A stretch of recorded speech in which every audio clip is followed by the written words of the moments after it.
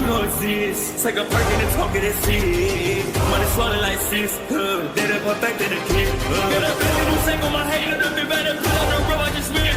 I know we got $1 million, the devil, that shit, and I cheap it again. Hello and welcome back, fellow anime lovers, to MangaMuse. I am delighted to have you join us once again in the world of fanfiction and fantasy. This is the fourth part of What If Deku Meets dcsuperherogirls. Special note, this fanfic is written and a masterpiece of Pixel's Fanbook on FANFICTIONnet. Do check and support the author too. Now smash the like, share and subscribe button for more. Also press the bell icon so that you never miss such great parts. Thanks for the introduction. Now let's dive into the world. After the last beat, there was nothing at all. No beep, no nothing. The tears from Sapphire's eyes fell from them as she saw on the display a flat line. She knew what it meant. Deku's heart had stopped and he had died. Deku. Sapphire cries into his chest, saddened as his heart stopped. Her cries and sob caused Deku-chan's eyes twitched a bit as her body moved as she began to stir. She slowly opened her eyes and slowly sat up. She hears the cries and turns to the source to see Sapphire kneeling towards someone. She takes a closer look and her eyes widen in shock at seeing her older brother laying in a crater lifeless. Onii-chan. Deku-chan utters in shock, but the shock goes away as she springs from her position and goes into the crate and falls onto Deku's chest. Onii-chan. She yells, and starts to shake him, trying to wake him up. Sapphire looks up after hearing yelling and sees Deku-chan on Deku's chest, shaking him. She cries and felt pity and sadness for the little girl for her loss. She gently places her hand on Deku-chan's shoulder, making the little girl turn to her. Deku-chan, I'm so sorry, but he's gone. Sapphire says. Deku-chan looks at her in shock. She started to shake her head in denial. No, and no, you're lying. Onii-chan isn't gone, he's here. He's just asleep and hurt, but he's okay. He has to be, right Onii-chan? Deku-chan looked back down at Deku, hoping that he was just sleeping, but she got no response from him. Right Onii-chan? She asks again, and nothing came from Deku. Deku-chan starts to get distorted and scared as she starts to shake Deku again in attempting to wake him up, but nothing was working.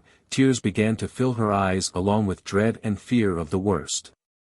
She was a smart girl and knew what Sapphire meant, but she was just a child who just started receiving love after being denied by it for so long.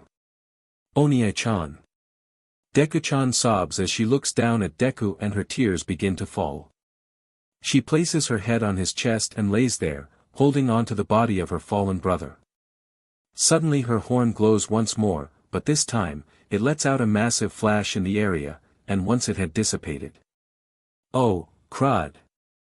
The two girls jump at a shout and saw Deku shoot up. His injuries from before had all disappeared with no indication of them ever being there. He was taking deep breaths as sweat began to form on his head where his skin was exposed. He suddenly felt a massive headache coming, forcing him to grab onto his head and rub it. Ah, my head. He groans. Before he could do anything else. Deku/Onii-chan. The two girls yell as they tackled him to the ground and hold on to him. Crying loudly as they both held on to him, scared that if they were to let go, he'd disappear from them. Deku looks down and sees them. Star.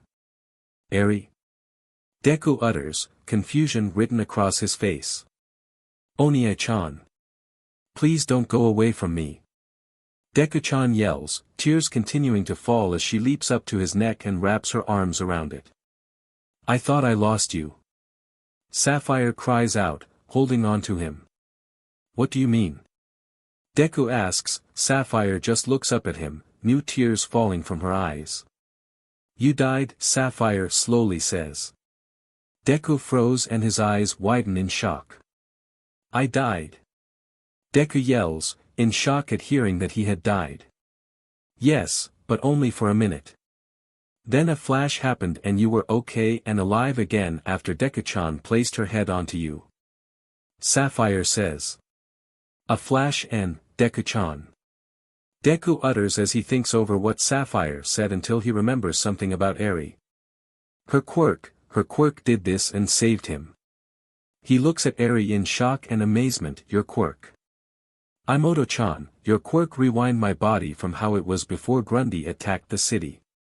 Your quirk saved my life again. Deku says as he hugs her back, thank you. Deku-chan pulls away from the hug and looks at him into his eyes. I didn't want you to leave me and mama.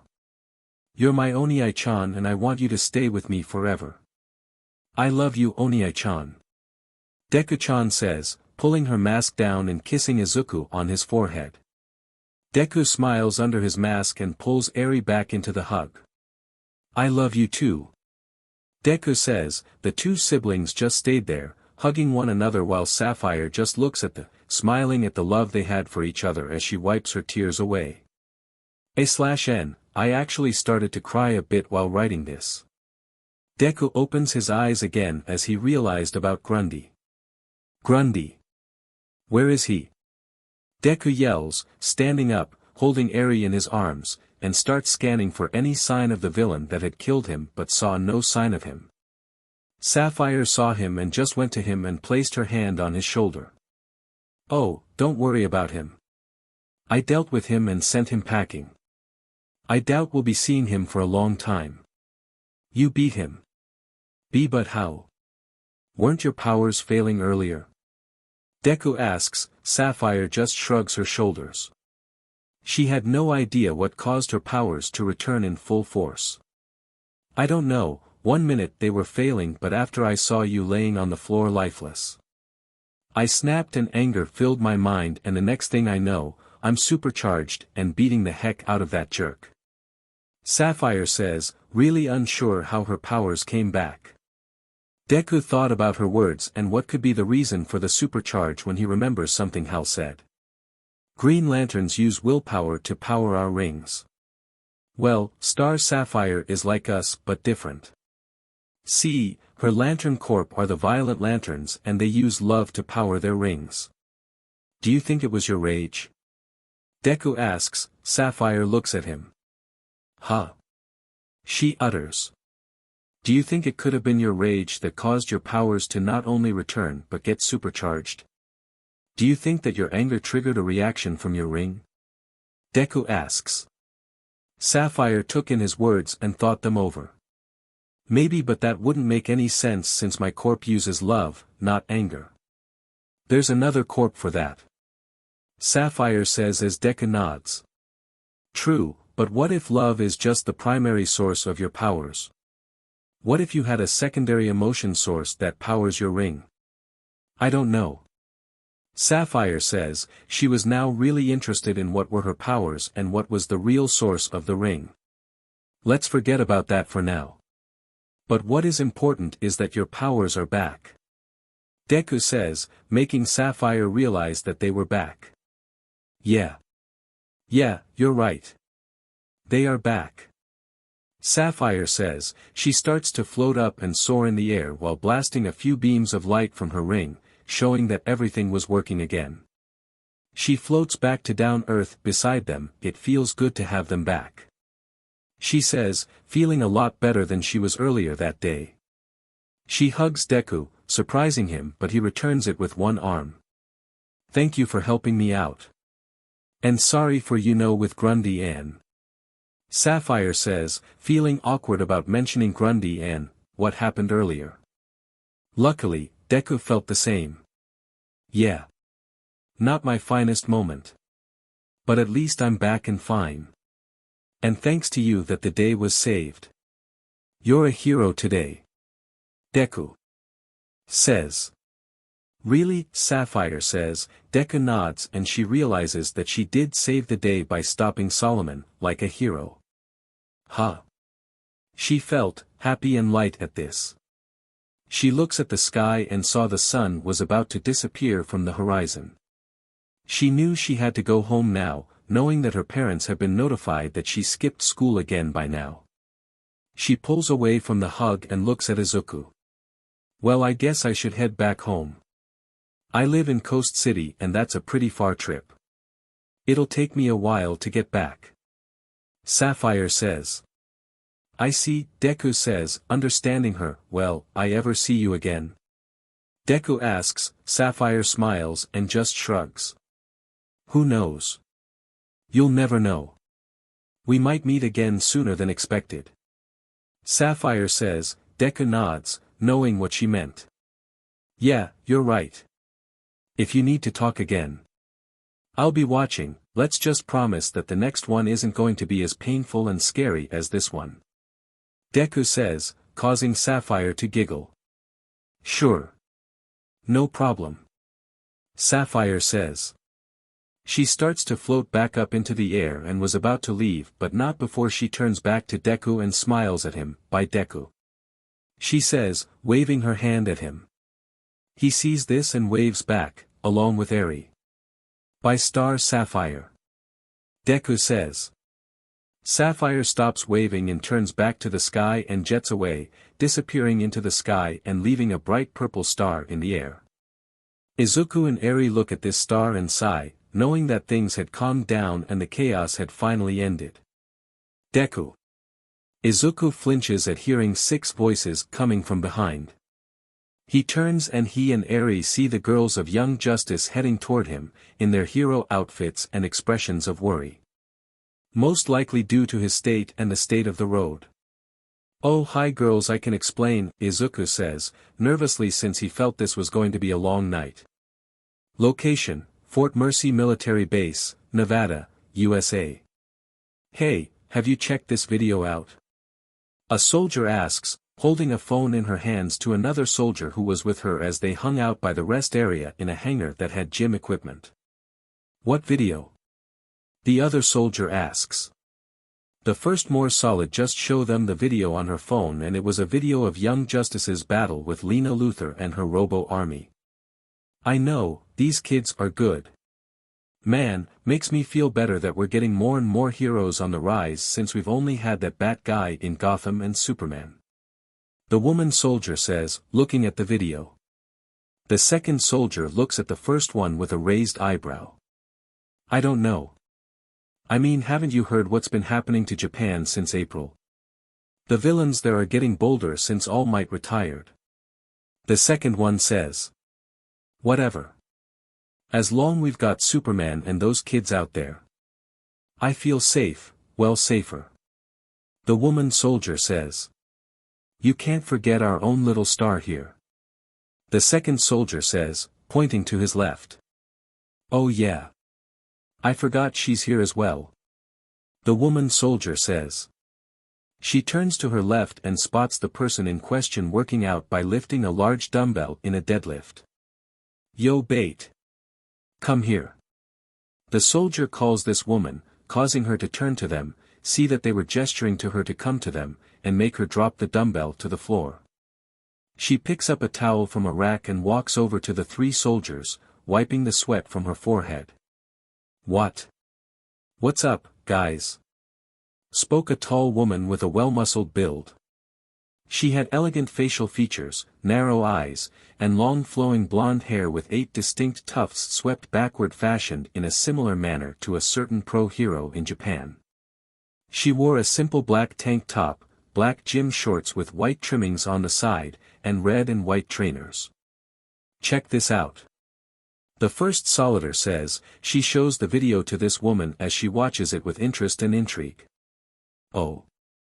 We've got new heroes. And the majority of them are girls. That's great, this world could definitely need more female heroes. Ones who do their jobs instead of being models like some of those pros in Japan. She says with a hidden tone of distaste. She hated how Japan treated their heroes like celebrates and actually paid them to be heroes. So, people treat heroes in America the same but they don't let it get to their heads. They work there the danger and save those in need and they don't ask for anything else in return, especially money. Yeah, but check this kid out. The second soldier says, pointing to Deku on the video as he kicks Lena's bot back to the ground at high power. His kick was impressive and powerful. Don't you think? The soldier asks the woman, who just nods her head. Yeah, it was. The woman says. She continues to stare at Deku in the video as she scans him and sees something familiar about him. His kick, it had the same power that All Might had back in his heyday, but I can see that it was held back. This kid, he's even got the same flair All Might had. Just who is this kid? The woman thought. Where was this video was taken and when? The video was taken in Metropolis and it was taken in August, I think. Superman's town, huh? I think I might go and take a vacation there. The woman says. She had made up her mind. She straightens up and starts walking out of the hangar toward the barracks to gather her things. Maverick. Prep a hawk for Metropolis in T-3 hours. I'm taking my mandated vacation time there. The woman says, passing a man who was by an F-14 fighter jet. Sure. Okay. A man says, the woman thought. I hope you're ready, kid, 'cause I'm coming to City of Tomorrow to find you and see how you're connected to MSTR. This woman thought. A week and a half has passed since the events of the last chapter in Metropolis and its citizens, as the weather, while still warm, was cooling down to chiller winter as the seasons were changing. And things have gone back to normal as normal can possibly be in the City of Tomorrow. Well, that mostly applies toward the ordinary citizens of the city. For our hero. Well. Izuku was walking down the hallway at school, looking rather nervous and sheepish. And for good reason too. Diana. Is this really necessary? Izuku asks, looking around his personal space and seeing his Amazon friend were walking rather close with him. Yes. The girl just says, moving ever closer to Izuku, causing his blush to gain a deeper shade of red. The reason why Diana were doing this was that she and the other girls found out what exactly happened to the distract Izuku and Solomon fought at, and also what really happened to him, thanks to Eri telling them when they asked her upon seeing her in her hero getup. When they learned that Izuku was severely injured and later died, despite for only a minute, and getting revived quickly via rewind, had forced the girls to be near Izuku at all available times, example during classes or study hall, during school hours, during their free time, during patrols around the city, and even check up on him while he was home, this being done by Babs, Karen and even Kara surprisingly.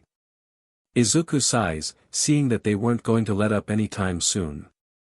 Well, then again, they did found the whole distract smashed to pieces and saw how I was and I did die. So, I guess that this is a normal reason. I think. Izuku thought. He looks around the hallway and noticed the majority of the students looking around, having rather nervous and tense expressions, as if they were expecting something to happen. Hey, have any of you been noticing weird things going on around school? Izuku asks. Diana look around and see the students and their expressions. Yeah, now that you've mentioned it, I have noticed unusual behaviors from our peers. I wonder what is the case of this behavior. Diana says with Izuku nodding along. I'd like to know that too. He says. Eventually, they find their friends by their lockers, gathered up while laughing/giggling at something. Greeting sisters/hi girls. The two greet. Hey, hello/h hi/sup.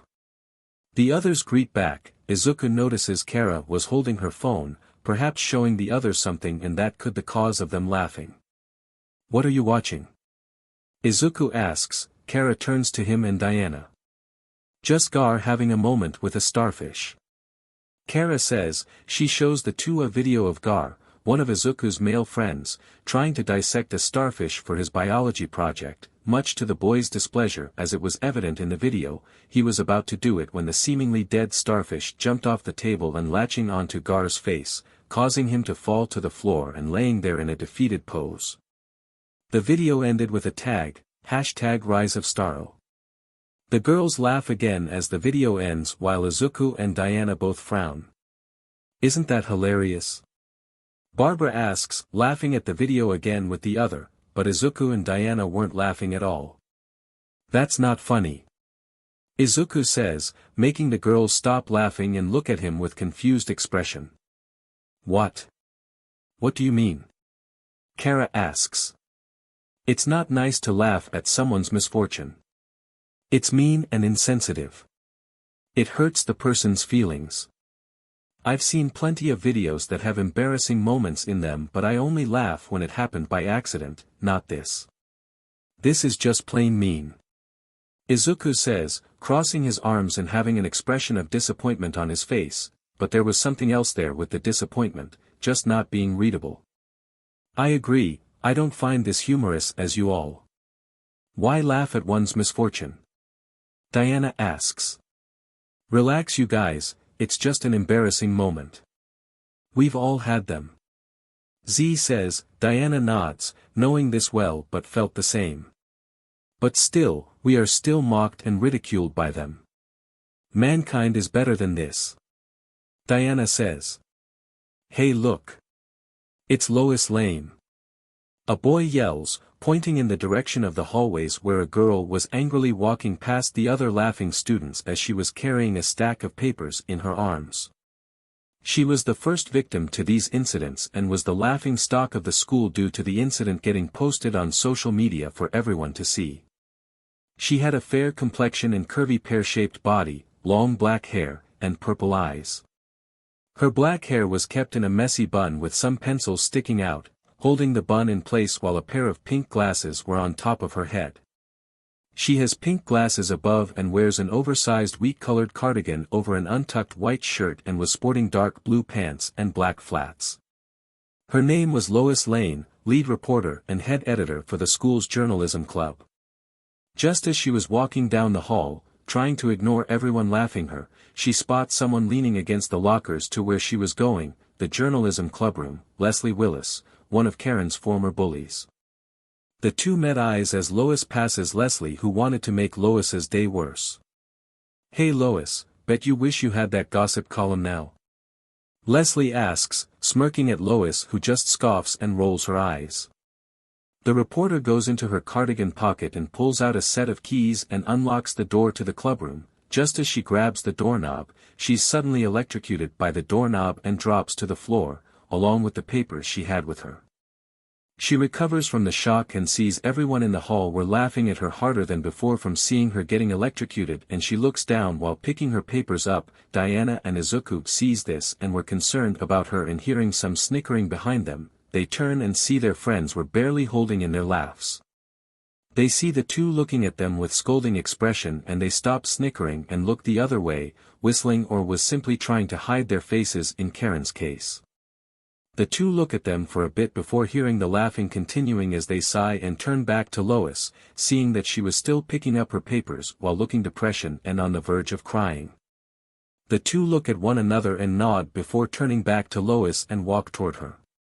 While laughing, the other students were still laughing, which annoyed the two to the point where Izuku had enough. All right.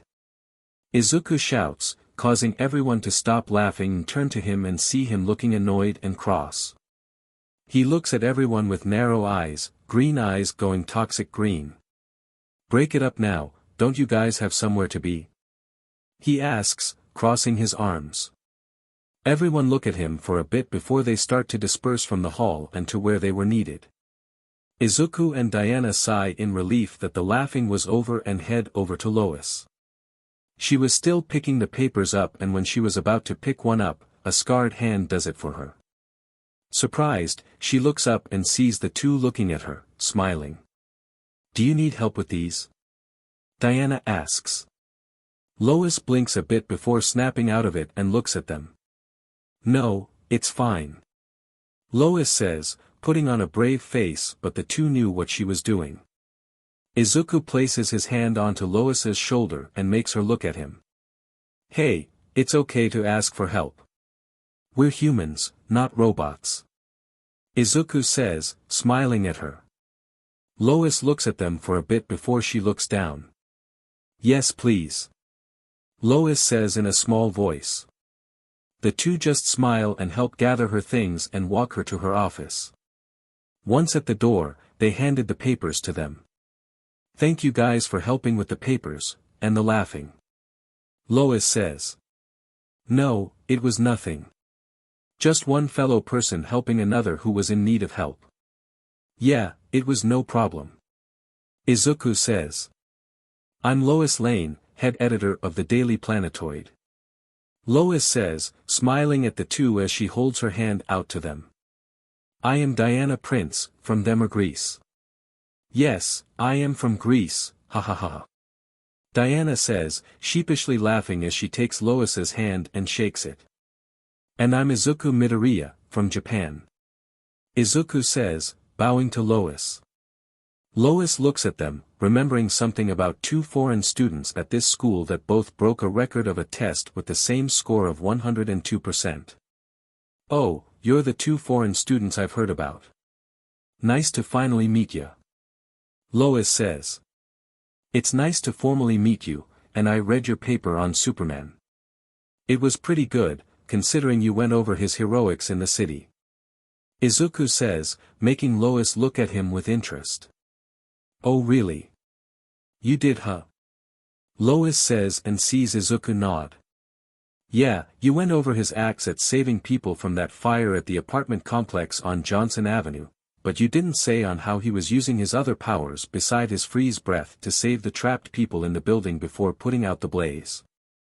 Izuku says, this catches Lois off guard, not expecting to hear that from him since no one really looks into deep on scenes or incidents that involves heroes. "Wow, sounds like you know your stuff there kid." Lois says. Izuku just smiles and shrugs his shoulders. "Well, I take looking at heroes as a hobby of mine. I look into detail at anything related with heroes." Izuku says. Lois looked intrigued at that. "Oh really?" Lois says, having her hand on her chin as she looks at Izuku. "Say, why don't you come by the office and we'll discuss this more?" she says, making Izuku at her. "I'll try. And see if I can." Izuku says. Just then, the bell goes off, signal that the first class was starting. "Oh, that's the bell. We've got to get to class. Bye," he yells, waving goodbye as he and Diana take off running down the hall to their class. "See ya, you two," Lois yells, waving at them as they leave. Once they were gone, Lois turns to her door and opens it, and just as she was about to enter the office, she turns back to where Izuku and Diana had run off before turning around and enters the office. Location, Metropolis Mall, Metropolis, Delaware, USA. Later that day, we find Izuku and Diana at the mall. They were there because Izuku was sent by his mother to go and buy some new shoes for Eri for her field trip her and her class were going on later in the month, while Diana had come along to return some shoes she had purchased a week ago, but something happened to them.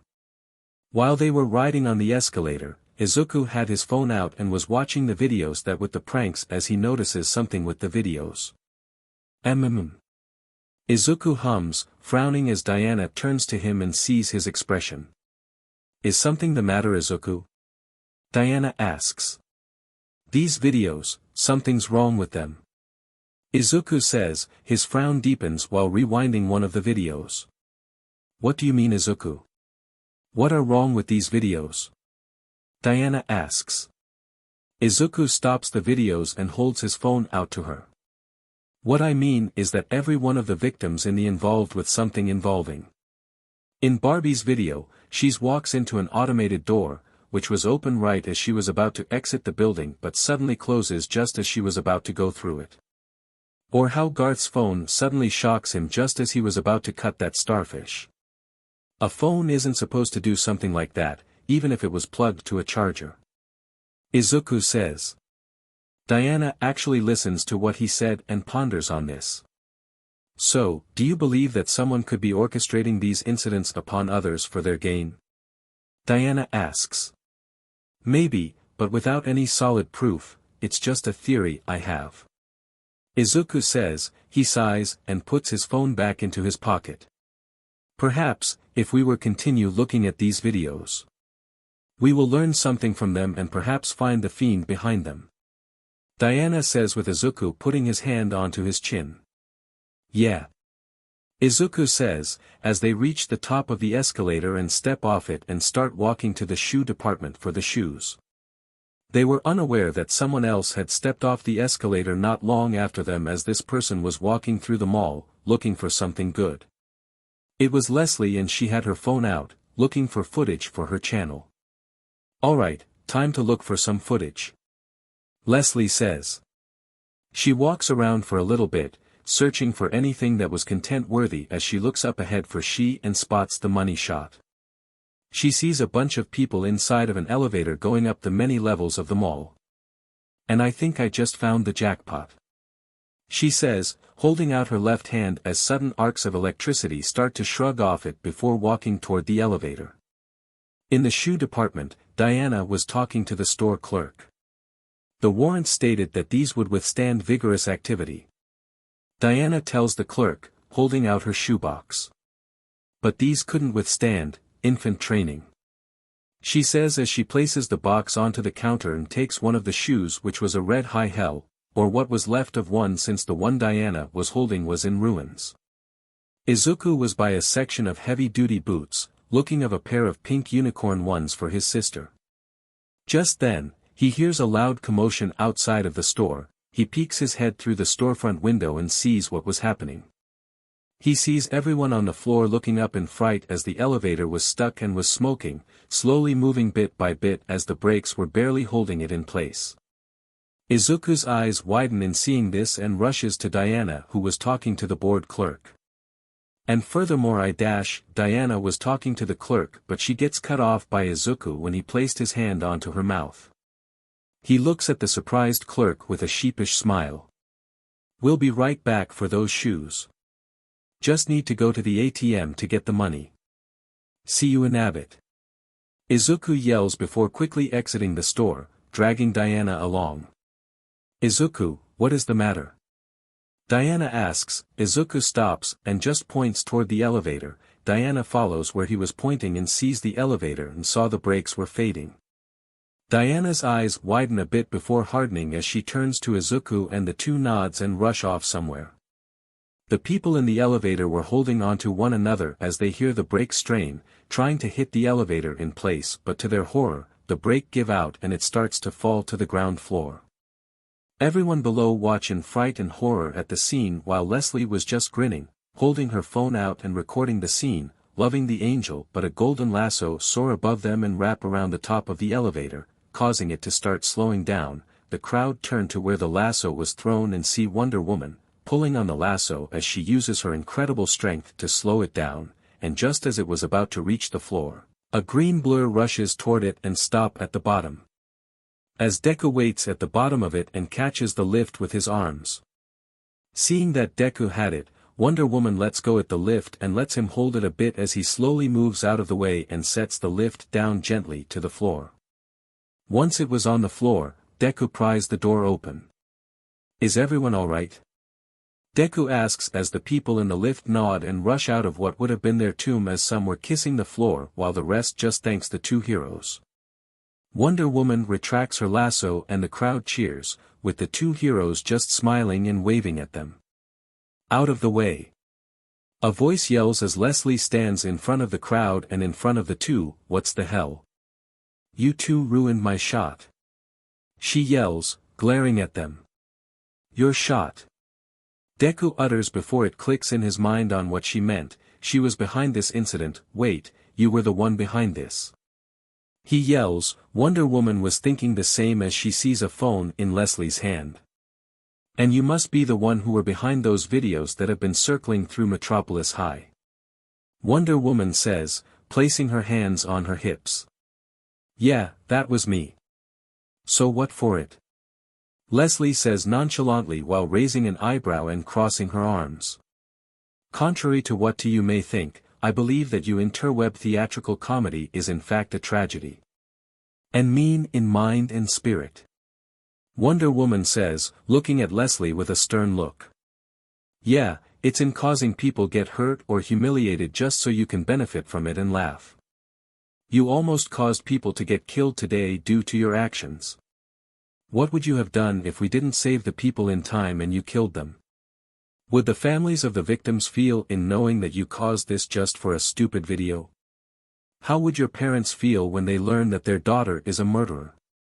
Deku asks, glaring at the punk as the crowd around them start booing Leslie for her action. Leslie was gritting her teeth at the booing as she didn't like people booing or making fun of her, but she did think about what was said and she did feel bad about nearly killing a bunch of people just for a video. She had this look of shame on her as she looks down to the floor. Oh, wow, I guess I really hadn't thought about that. Leslie says in a small voice, rubbing her arm. Yes, you didn't. And thanks to that thinking, there would have been serious consequences from it. Deku says, crossing his arms. I'm sorry for what I've done. Leslie says. It is not us that you should be apologizing to. Wonder Woman says. But she sees Leslie lowering her head further down to the floor. But, since you are showing genuine remorse for what you've done, we will take your apology. She says. Right after you take down those videos you have on your channel. They really hurt a lot of people's feelings. Deku says as Leslie looks up at them and nods.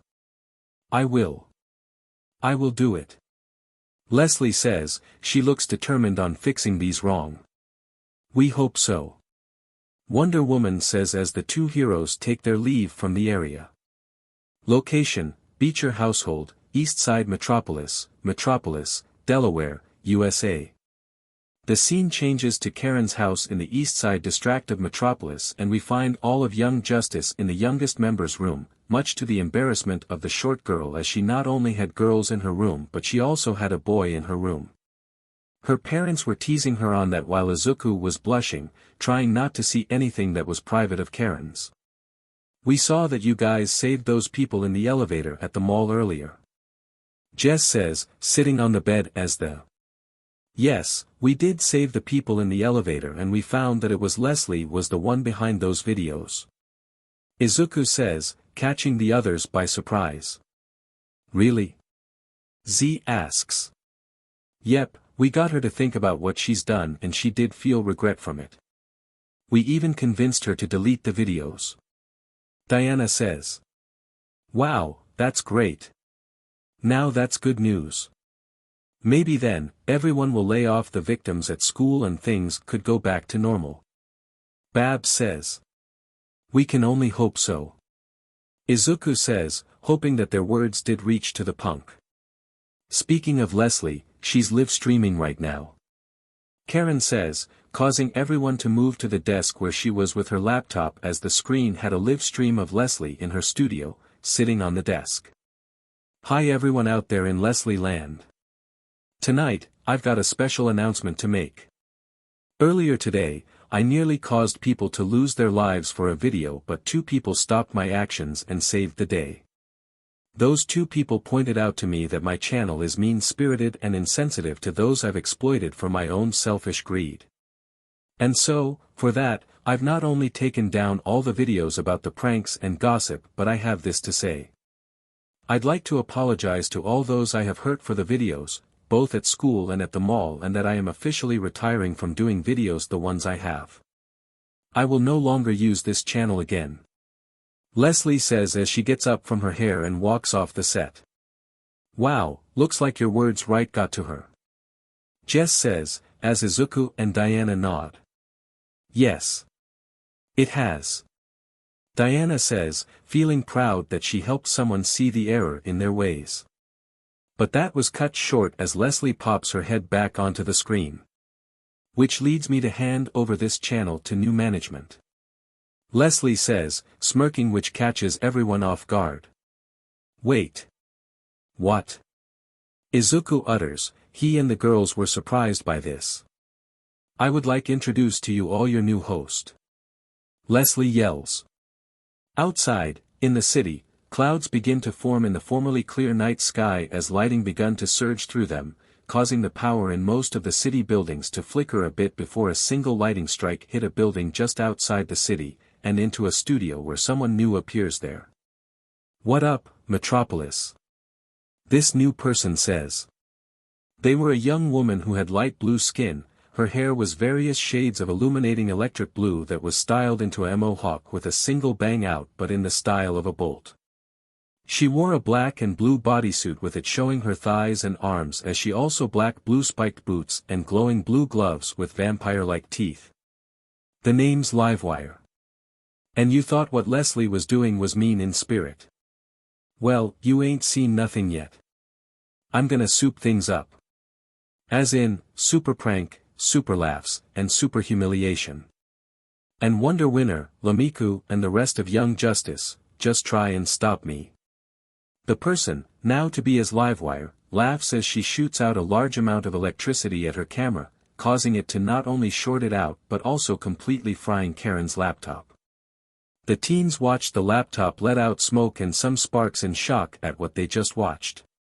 That don't go the way I had expected for it to go. Diana lets out, finding her composure after a little bit. Yeah. Izuku says, slowly nodding. Kara realizes something and lets out a laugh. Ha. Seriously? Miss Shock Jock thinks she can scare us? Now, that's funny. Kara says, wiping away a tear as the others look at her and realizes that she was right. There were 7 of them, and only one Livewire.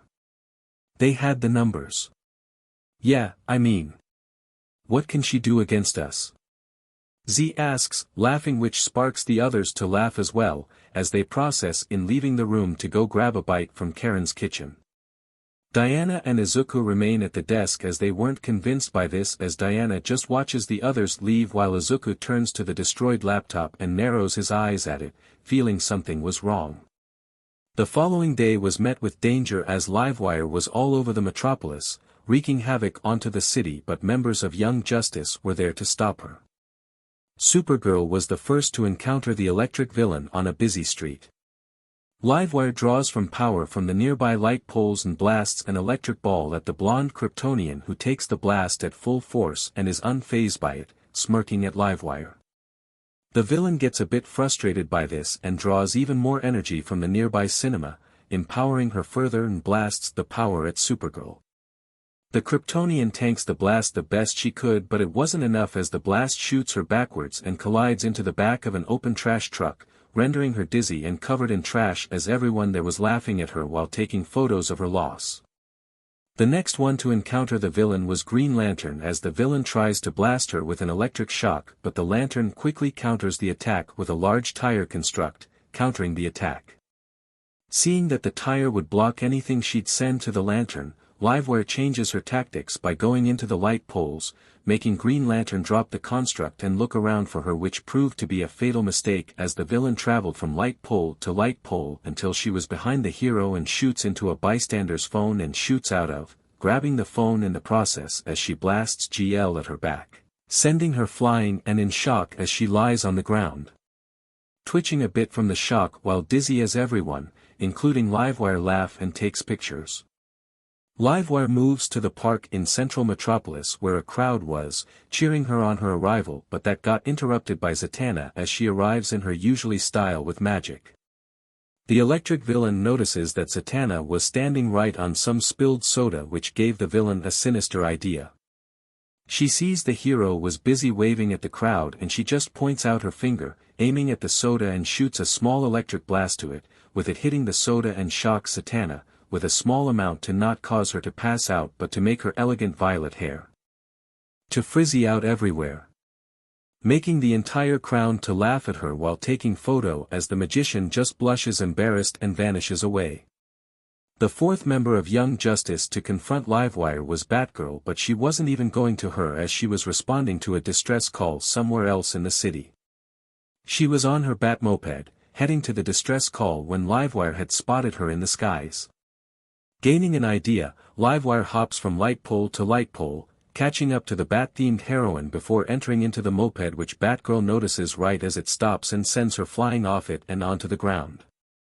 Batgirl gets up and rubs her head as she hears revving behind her, prompting her to turn and sees her bike preforming a wheelie on its own as it starts to chase her down the road, causing everyone on the sidewalk to pull out their phone and record this while laughing at Batgirl, who gets embarrassed and uses her grappling hook to escape. The last one to encounter the villain was Bumblebee. She was giving chase of Livewire through the city until they stop at an intersection in the middle of the entertainment district of the city. Bumblebee grows back to her normal size in the intersection and looks around for Livewire as she sees the electric villain wasn't around, not noticing a large surge of power above right as it shoots into her suit, causing the short out, shocking Karen for a bit before the shock stops and the suit starts to dance on its own, forcing Karen to do the same against her will as everyone on the intersection starts to laugh and pull out their phone once more. Seeing her job was done, Livewire exits Bumblebee's suit, leaving the poor girl to drop to the floor and start crying as she leaves, perhaps back to her studio to begin the editing for the videos and pictures of the day's events. The next day, Friday. Location: Karen's room, Beecher household, East Side Metropolis, Delaware, USA. We return once again back in Karen's house where the mood was somber. The ones who fought and failed against Livewire were down in the dumps, feeling embarrassed at their defeats. These are the best videos, YJ are the worst. Barbara yells, reading the comments on one of the videos of the previous day's events. She had an ice pack tied to the side of her head where a large bruise was. The others were with her by the desk, Diana as the only one who looked normal and fine while Kara was still covered in trash, Z's hair was still frizzled. And where were Jess and Karen, you're asking? Well. Babs scrolls down to Bumblebee's humiliating dance and reads one of the top comments. Funniest Bumblebee video ever. Babs yells, the four in the room start hear muffled crying on the other side of the room, causing them to turn to the source and see Jess and Izuku by Karen's closet, looking concerned as they listen Karen cry. And I'm never ever coming out again. Ever. Karen cries. Don't say that, Karen, everything is going to be fine. Izuku says, trying to peek through the gaps on the closet door to see Karen and reassure that everyone will be fine.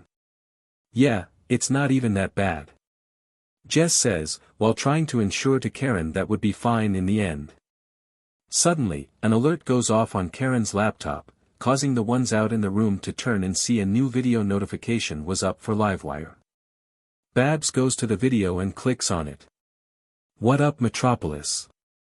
Livewire here, sending out a big invite to all my Shocketeers. I'm calling out the last two heroes from Young Justice.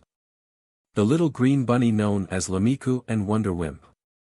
Livewire says before she mockingly gags at their names before she composes herself and faces the camera, tomorrow night, midnight. At Glen Morgan Square, be there to see my most electric performance yet. And Young Justice, especially you two, will you show up and just shock like your buddies? Or will you be chicken and not show up at all? She asks with a smirk as the video ends with a gif of her shooting Green Lantern in the back, causing Jess to fluster at the reminder of her loss. Suddenly Diana lets out a laugh. Haha, Livewire dares issue a challenge to us. Now, that is funny. Tell me I am right? Diana asks, smiling while looking at everyone as they looked uncertain.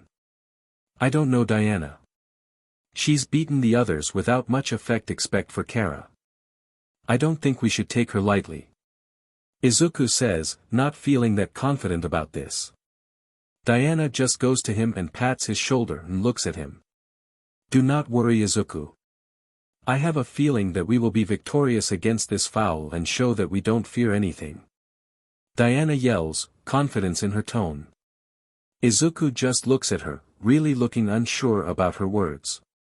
He only sighs, knowing that this was the only way to deal with Livewire. Okay.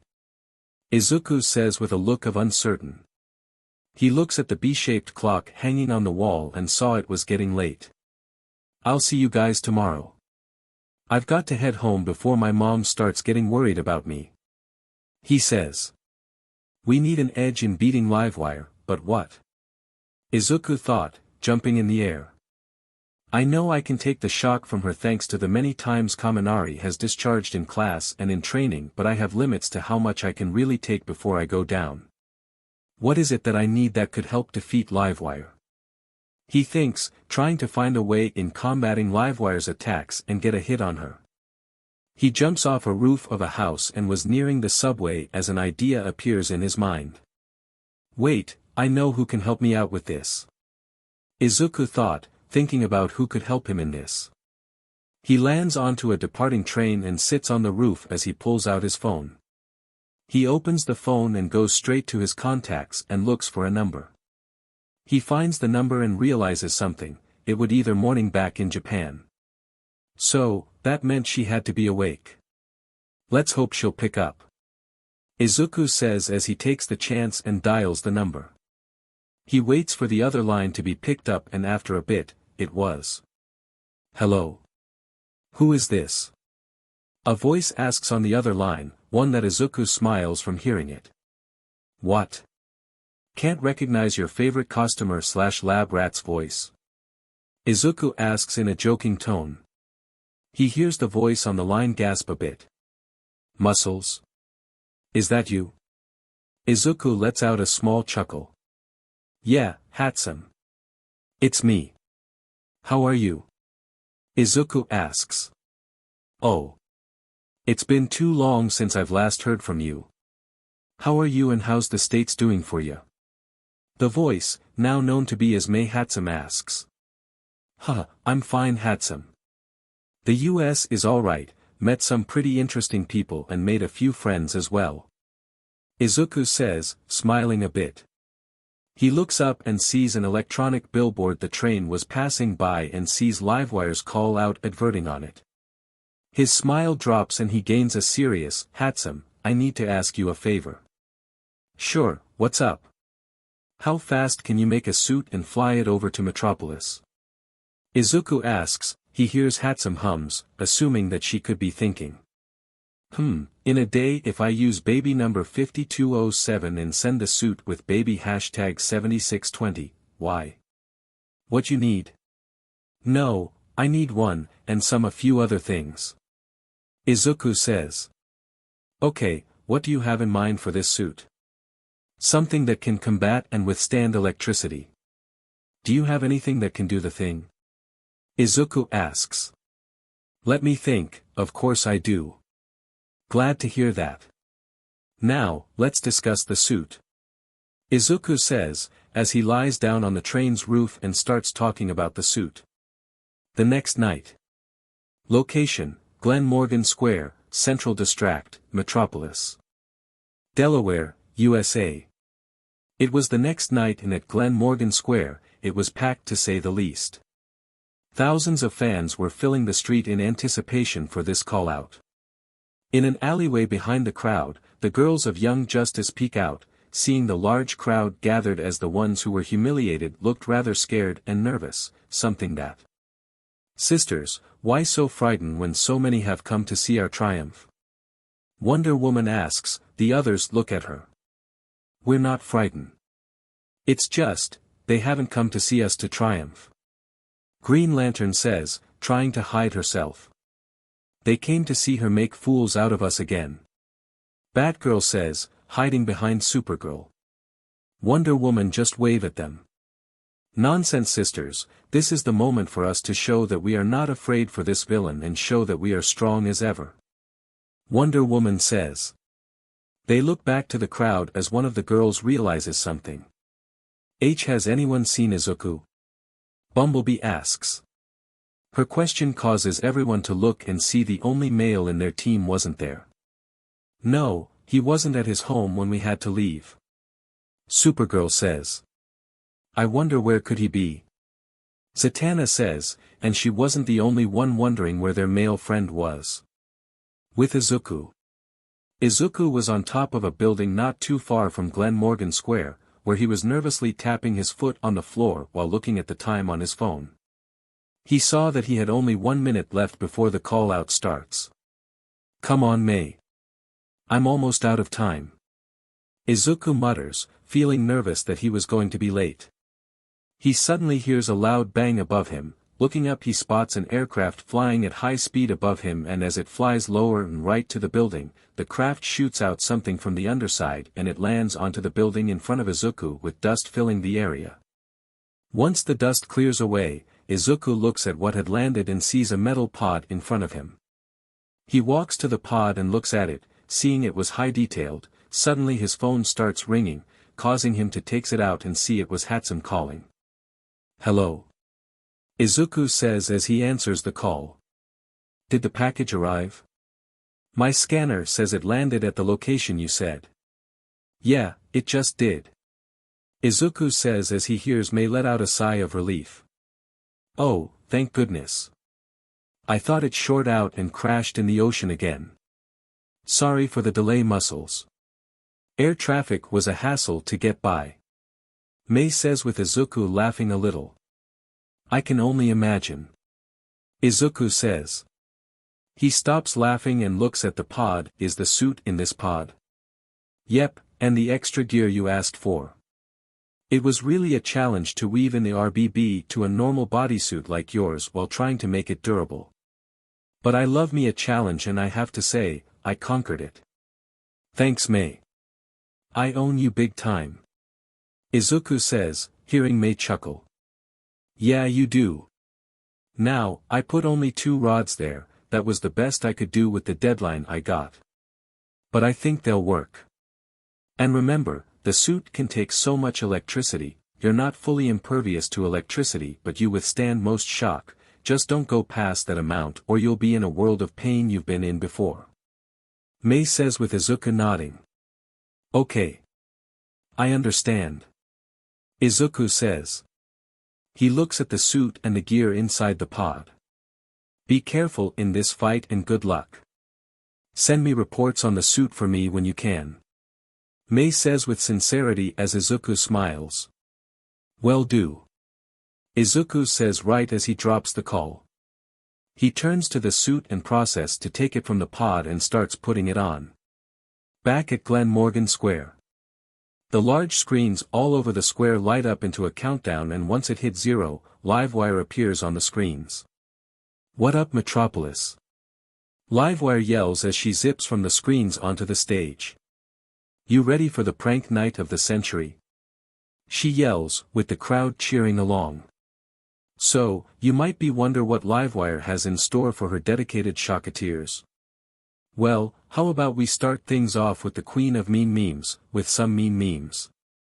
Livewire says, pointing to the large screen behind as it shows the image of Supergirl's loss against her, making the crowd whisper amongst themselves while the girls watch on.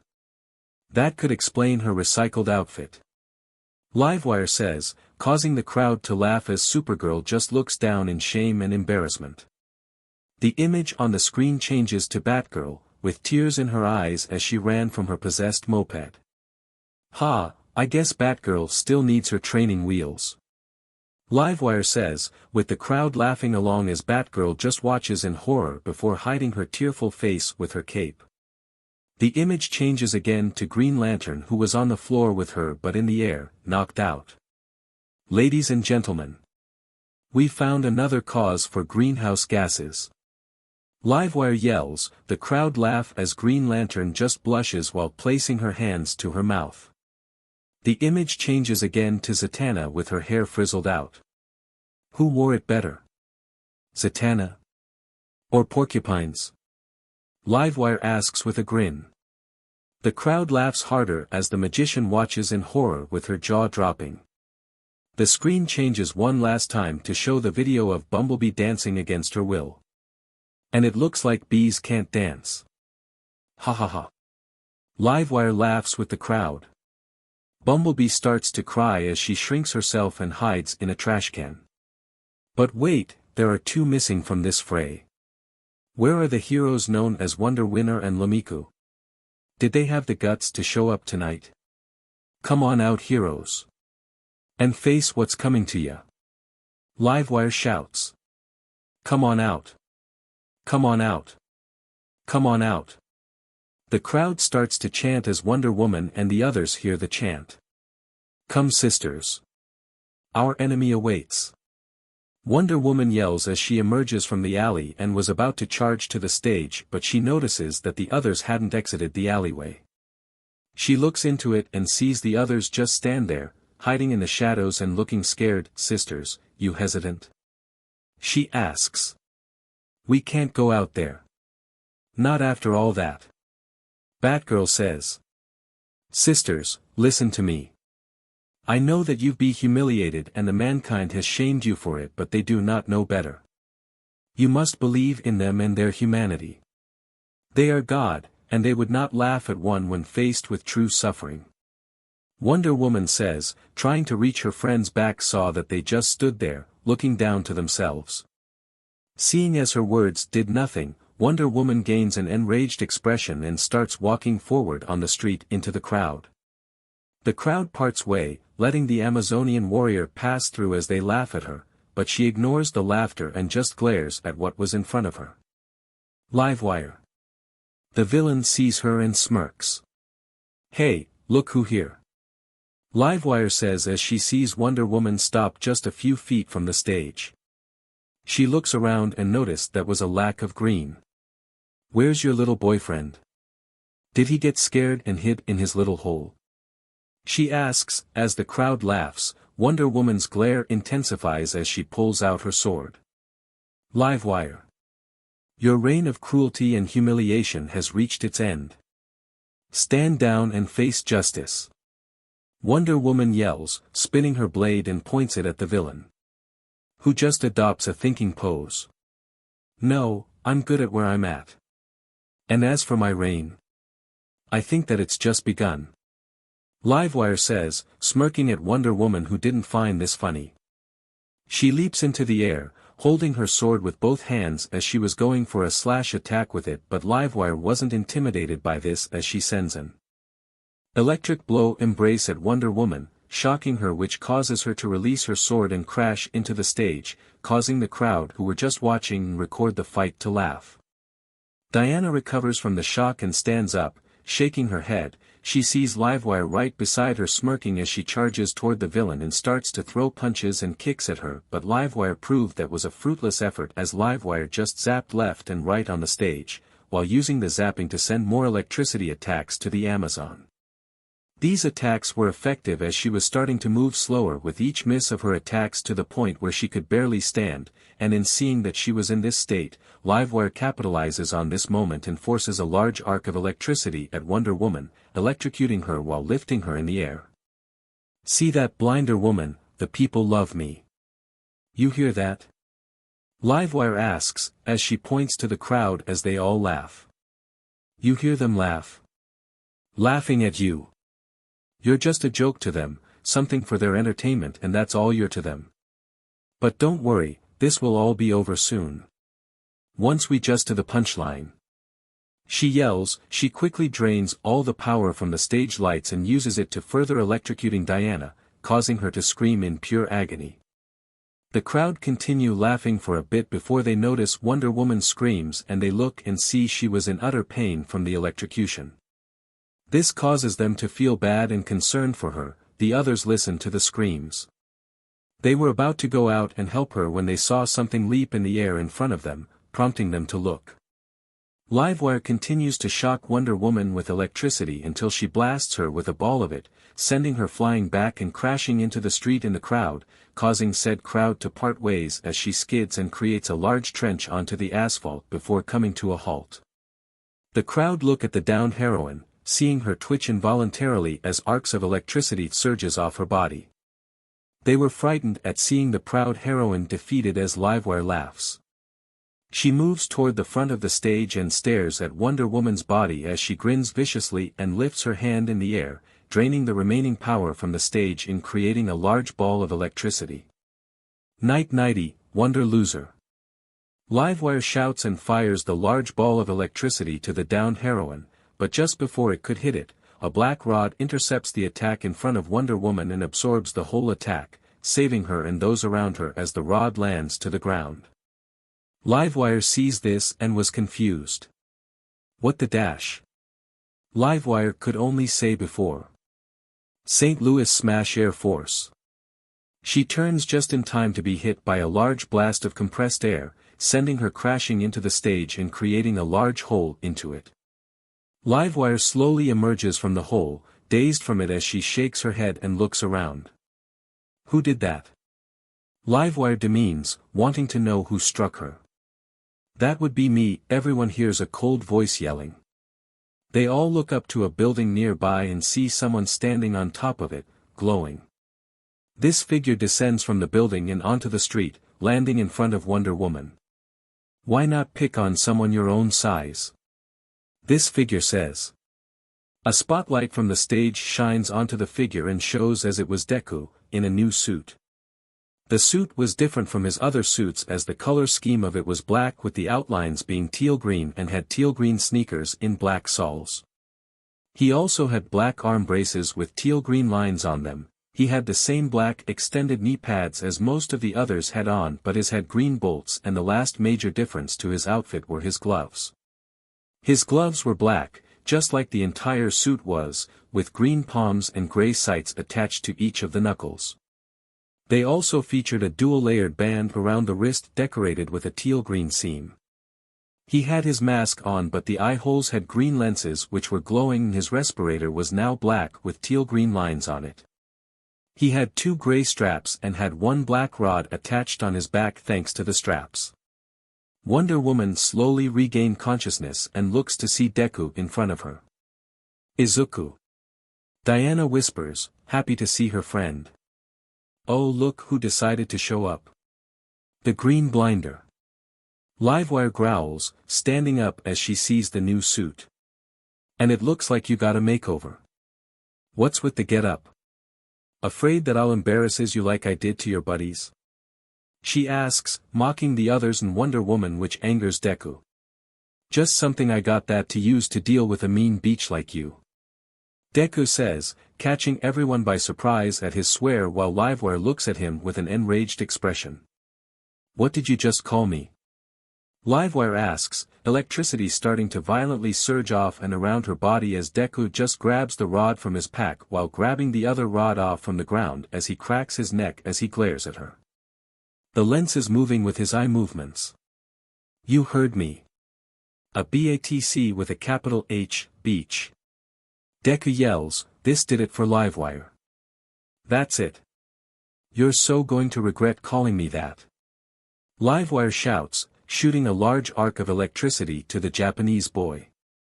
Deku doesn't flinch at the oncoming attack as he throws one of the rods at the attack, with it hitting the attack and absorbing the electricity as he leaps in the air and was above the villain. He throws the second rod at her, which Livewire sees and simply turns into electricity and lets it pass through her, not noticing the rod had absorbed some of her energy while passing through her. When the rod goes through her, she turns back to her human self, but she didn't expect Deku to land right next to her and strike her with a St. Louis smash across the side of her head, sending her flying into the large stage on stage and destroying it as it shocks her for a bit before flying back to the floor. Livewire groans and was surprised at the fact he kicked her, when it should be impossible to do so. That hurts. How did you? Livewire mutters, trying to find the right words as Deku goes and picks up the rod on stage and looks at her as he hurt her. What? Did you really think I wouldn't come prepared to face you? Deku says, getting into his stance while activating full cowling, his green bioelectricity dancing around him. Livewire grit her teeth and stares at Deku with anger as her lighting violently dances around her. You little bug. Livewire yells, getting up and charges toward Deku, with him doing the same as they meet in the middle of the stage as they engage in an intense battle. Green and blue lighting surges through the air and on the floor as Livewire and Deku were throwing attacks, jabs, punches and kicks onto one another, but both weren't backing down. Deku's suit was handling pretty well from the shocks and attacks, but he could still feel them, and he knew that the suit would eventually hit its limit. He strikes Livewire with his rod across the face, sending her stumbling back a bit as she was a bit dizzy as he rushes at her and hits her with a 5% Detroit smash, causing her to fly back to the back of the stage where she bounces off the floor a bit before coming to a halt as she stands up and glares at her opponent. Go and die. Livewire yells, pointing her hands at Deku and fires 2 blasts of electricity at him. Deku responds by lifting and aiming both of his hands at the attack as the gloves band open out. Double Delaware Smash Air Force. Izuku flicks all 10 of his fingers, shooting out a barrage of compressed air to the attack as both attacks collide and explode on impact, nullifying both as dust and debris filled the now wrecked stage. As the dust and debris starts to clear, Deku decides to speak what was on his mind. Do you know what you really are? A self-centered, egotistical sociopath who enjoys hurt others for her own amusement and gain. Deku says as everyone listens in with Livewire listening too. Shut up. Livewire mutters. You're someone who twists others' minds into her own, to laugh at others' misfortune or suffers as if it's AF joke. Deku says, which causes Livewire to start gritting her teeth. Shut up. Livewire mutters again but a bit louder. Electricity was surging from her again slowly. The dust finally clears and Deku looks at her with his lenses narrowing at her, as if he was glaring. You're someone who uses their powers to hurt people weaker than them either just to feel like they're the top dog on the yard or to feel better about themselves since they know perfectly that they're weak. To feel better for their own insecurities. I know all about people like you, because I was a victim as well. But just what? I'm not letting that happen again. Deku roars, rushing forward to Livewire who just looks up at him with her eyes dilated and shaking with rage. Shut up. Ha-ah. Livewire yells, standing up and firing a large amount of electricity to Deku who still runs toward her. Just as the attack was about to hit him, in slow motion, Deku tosses the rod at the attack, causing all the electric attack to be drawn to the rod as it absorbs it as he leaps over the rod and rushes to the stunned Livewire. And once he reaches her before she could react, he attacks her with his latest move. 15% San Francisco Smash. 1, Deku yells, as he performs a perfect textbook backflip but in mid-air, sticks his right foot out and uses it to hit Livewire square on her chin, and sends her flying back and crashing into the back of the stage strong. Deku lands perfectly back onto his feet and looks at the villain who was slowly getting up while rubbing her jaw. Stay down Livewire. You can't win this. It's over, he yells, still on guard in case she would do something. Livewire spits out some BLD from the kick and glares at Deku but her glaze shifts to the crowd behind him. Let's see if you still think that after I've fried them. Livewire yells as she shoots a blast of electricity but not at Deku but to the crowd as it passes the hero who sees what she was doing. No. Deku shouts, he turns and starts running to the attack but he saw that he wasn't fast enough to intercept it or get the rod in time to throw it in front of the crowd. Just as the crowd sees the attack coming to them and seeing that they had no time to dodge, they prepare for the worst when suddenly, Wonder Woman shoots up and leaps in front of the crowd and uses her bracelets in tanking the blast, sending her back a bit with her feet digging into the ground, creating a trench. Once the attack had dissipated, Wonder Woman, injured and exhausted, stands up and looks at the stage and glares at Livewire. I think not. Wonder Woman yells. Deku was surprised in seeing Diana up but was happy that she was alright, injured but alright. The same could not be said for Livewire. What? You're still standing? Livewire shouts, surprised and frustrated in seeing Wonder Woman up. But that changes to a scoff. Oh, well. Just I have to up the ante and fry you instead. She yells, sending again blast of electricity to the Amazon warrior. Wonder Woman crosses her arms and readies herself of the blast when a blue and red blur appears in front of her and tanks the attack instead. Wonder Woman looks and sees it was Supergirl. Wonder Woman and Deku yells, happy to see their friend there. What? You're here too? Livewire yells, now finding this to be ridiculous. And she's not the only one. A voice shouts in Green Lantern, Zatanna, Batgirl and Bumblebee join Supergirl and Wonder Woman, all ready to take this villain down. Deku smiles under his mask as he grabs his rods and joins his team once more. Livewire was now livid. What? Livewire shouts, couldn't believe that this was happening. The young heroes just look at her with dis. See this, Livewire. This is something you could never break. You were close in doing so, break our spirits, but if one of us remains strong, then we'll follow them. This is our strength, this is our bond. This is our team. Wonder Woman shouts, standing tall with her teammates as all look at Livewire with determination. Livewire grit her teeth further as she starts to float off the ground while draining the power from the buildings, screens, and adverting from the square. Oh yeah? Well, let's see how strong that so-called nod really is after I do my strongest attack. Livewire yells, firing all the power she had within her at the heroes.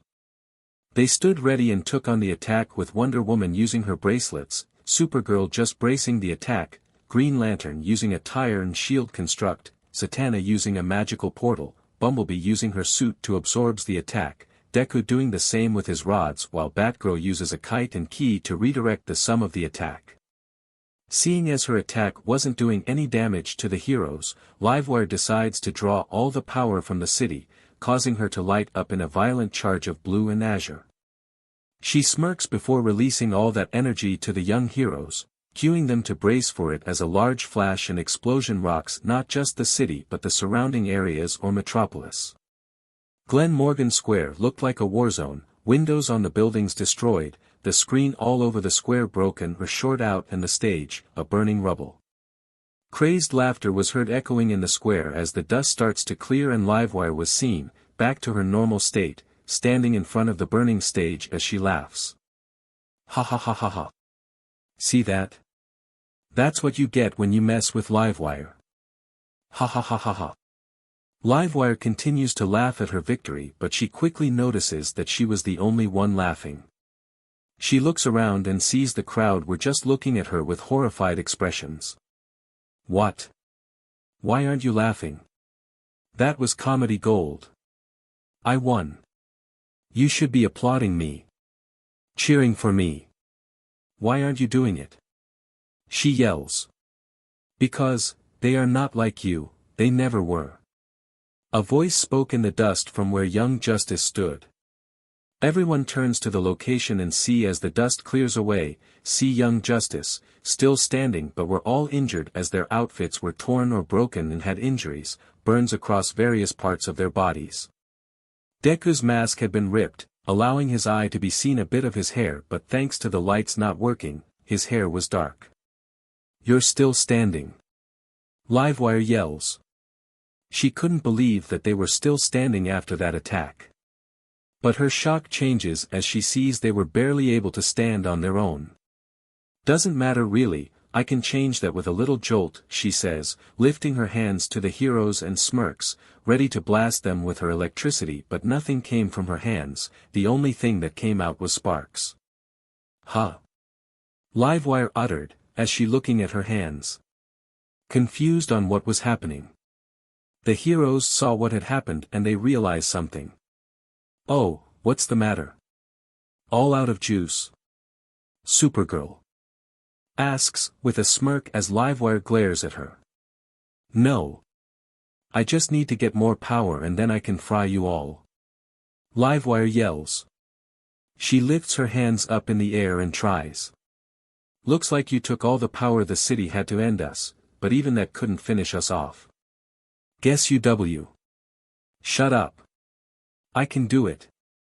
Livewire yells, trying harder in drawing any energy from the buildings but still nothing came. The crowd slowly emerge from their various hiding spots and see what she was doing and start to laugh at her. Stop laughing at. See that, Livewire, no one is like you. As I said before. No one is like you or think as you.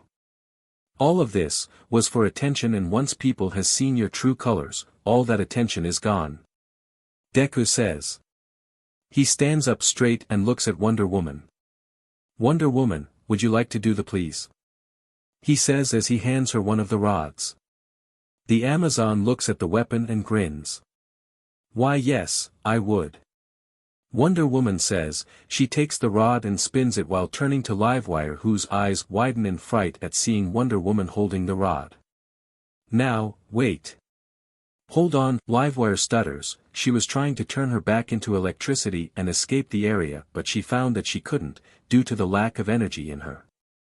Wonder Woman starts walking toward Livewire, beating the rod into her hand while grinning, as Livewire starts walking backwards away from her, looking rather scared until she hits the burning debris that was the stage. She looks at Wonder Woman, who was towering over her. Please don't, Livewire could only whispers, hoping that Diana could have mercy for her. But I think not. For you should pay for what you've done to my sisters and champion. Wonder Woman yells before she swings the rod at Livewire and hits her, sending the electric villain flying through the night sky as she screams. I won't forget this, young justice. I'll be back. Those were Livewire's final words as she disappears over the city skyline. Wonder Woman's leg starts to wobble a bit as she drops the rod before they finally give out and she starts to fall to the floor, but before she hits the ground, she was caught by Deku, who held her, even when he could barely stand as well. Are you okay, Diana? Izuku whispers to Diana, looking at her with a concerned expression. Diana looks up at him and smiles. I am all right, Izuku. Thank you for coming and assisting us in defeating Livewire. You were really brave against her. Diana whispers, as Izuku just chuckles slightly. It was no problem. I could say the same for you. Izuku whispers, shifting Diana so that she could lean onto him as support while the others join them. That was amazing, you too. Batgirl shouts as she smiles brightly. Her mask was torn in half with some of her hair being exposed. Man, did we kick that bitch's butt. Supergirl yells, fist pumping. Why yeah, we sure did. Bumblebee. Love the new outfit, Deku. Made it yourself? Zatanna asks, looking at the now damaged outfit as Deku just chuckles and rubs the back of his head. Thanks. No, I did. I had a friend make it for me. Deku says. And, at that moment, the crowd starts cheering for our young heroes, for their victory, which catches them off guard. While they were a bit ticked from the crowd laughing and shaming them for what happened earlier, they understood that they didn't know any better as they were sheep, following their shepherd. So, they decide to put that behind them and just wave at the crowd, enjoying this moment. In the crowd, was Lois Lane, who came to the square to see if the fight was newsworthy, which wasn't, but thankfully, she just found something that was. Now, this is front page news. Lois yells, holding out her camera to the heroes and takes a picture of them. One day later. Shocker at Glen Morgan Square. Young Justice save the night while Bully gets her comings. We see Leslie, in her room reading the Daily Planet, with the headline being that of last night's events and Young Justice's victory over Livewire. Which pisses her off, causing her to crumble the newspaper up and tossing it across her room. Ah. Whatever, once I get my Shocketeers to rally up, we'll. She says as she turns to her computer to go to her channel and get her followers to rally against this when she sees something terrible.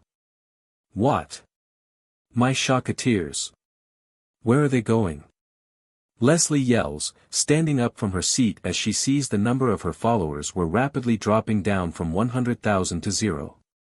Wondering what was going on, she scrolls down to the latest video and saw nasty comments on the comments section. After seeing most of the comments were aimed at Livewire and her actions last night, she spots one particular comment. Click here for an even better sight. She says, she looks at the comment and saw there was a link attached to it. Curious on what the link could be, she clicks on it with it taking her to a new site. And what she saw utterly shocked her. Seriously? Leslie loudly shouts after seeing a whole site dedicated to Young Justice and cats, as various pictures were on the site with the members of the team, playing or hugging some kitties. Leslie was, to say the least, angry at this. So alright folks, that's all for today. Stay tuned for more crossovers. Do subscribe, like and share for more such videos. Also check out the story and author Pixel's fanbook on FANFICTIONnet. Press the bell icon to be notified first on release. See you in the next video. Till then, goodbye.